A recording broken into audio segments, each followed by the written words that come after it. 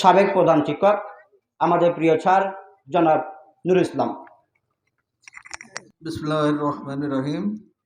পড়ন্ত বেলায় এখন বক্তব্য ভালো লাগার কথা না। আমরা সবাই বিশেষ করে আমার শিক্ষক মণ্ডলীরাও অনেক কাজে ব্যস্ত আছেন, ব্যস্ত থাকেন এবং যে কারণে এখানে বসে উঠি বসি করছেন।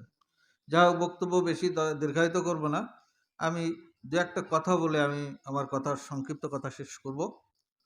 তো যেহেতু পরীক্ষার্থী পরীক্ষা একটা গুড রিলেশনের ভিতরে, তো ছাত্র হিসাবে যারা এখানে এই কোচিং সেন্টারে তোমরা দীর্ঘদিন লেখাপড়া করেছো, আজকে তোমরা বিদায় নিতে যাচ্ছ।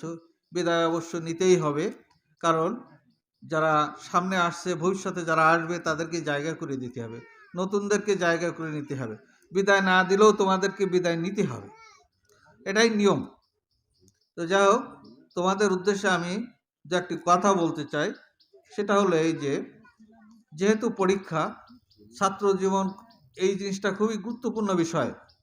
ছাত্র জীবনের পরীক্ষা, তো যেহেতু এটা একটা সমাপনী পরীক্ষা, মাধ্যমিক পর্যায়ের সমাপনী পরীক্ষা, এই পরীক্ষায় সফলতা আনতে হলে কিছু জিনিস তোমাদের